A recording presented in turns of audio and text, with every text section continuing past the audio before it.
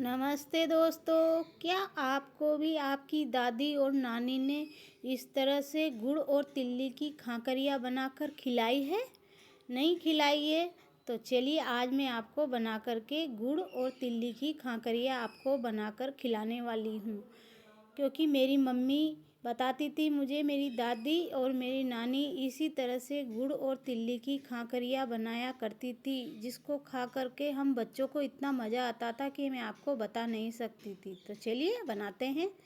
तो मैंने यहाँ पर 500 ग्राम तिल्ली ली है। तो मैंने तिल्ली हमारी यहाँ देसी वाली है।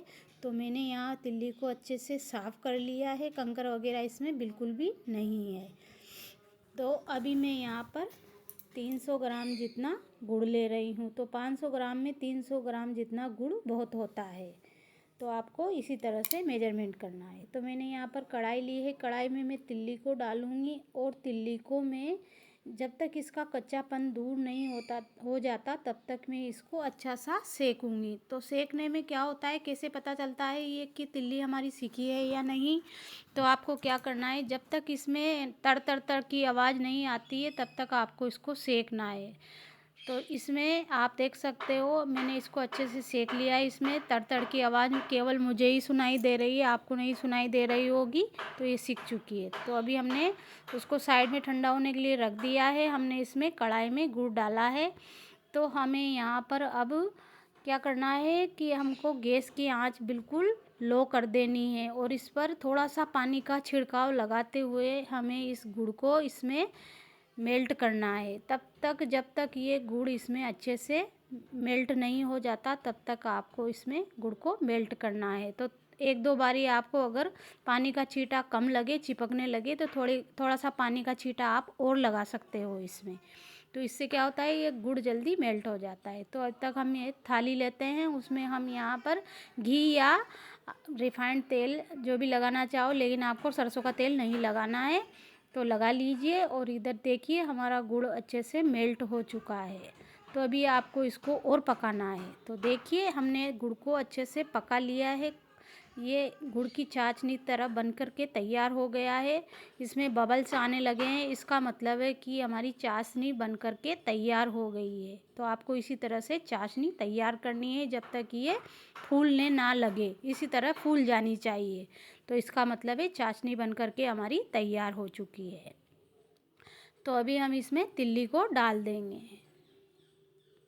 तो तिल्ली को डालने के बाद में आपको गैस की आंच बिल्कुल कम कर देनी या बंद ही कर दीजिए आप तो। और क्योंकि वो गर्म होता ही है, आपको पता है थोड़ा थोड़ा तो गर्म रहता ही है। तो स्टेज पे आपको इसको अच्छे से मिला लेना है, वरना आप अगर गैस को चालू रखोगे तो नीचे से चिपक जाएगा गुड़ और वो कड़वा कड़वा स्वाद आएगा। तो इसलिए आपको ऐसे ही मिलाना है और गरम गरम को आपको थाली पर इस तरह से डाल देना है।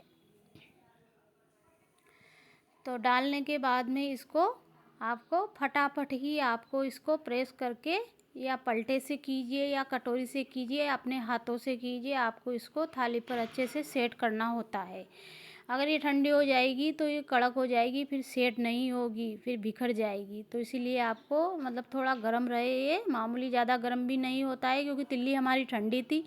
तो आपको हाथों से कीजिए या कटोरी की सहायता से भी आप कर सकते हो और इसको अच्छे से इसमें थाली पर सेट करना होता है, ताकि ये एक बार ठंडी हो जाती है तो ऐसे ही सेट हो जाती है। तो आपको इस तरह से प्रेस करते हुए आपको अच्छे से इसमें सेट कर देना है। तो देखिए मैंने अच्छे से सेट कर दिया है। अभी आपको कम से कम 10-15 मिनट के लिए इसको ऐसे ही छोड़ना है ताकि ये अच्छे से कड़क हो जाए। तो देखिए ये अच्छे से कड़क हो चुकी है।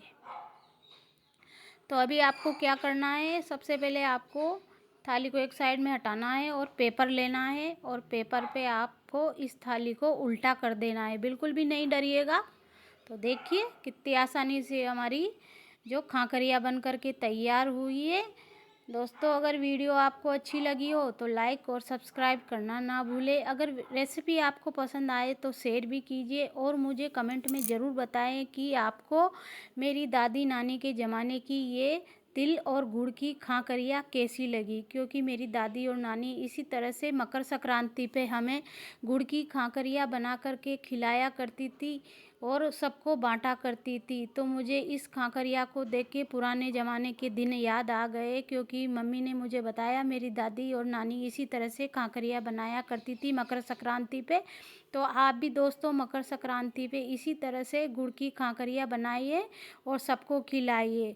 तो ठीक है दोस्तों, तब तक के लिए मिलते हैं आने वाली अगली वीडियो में।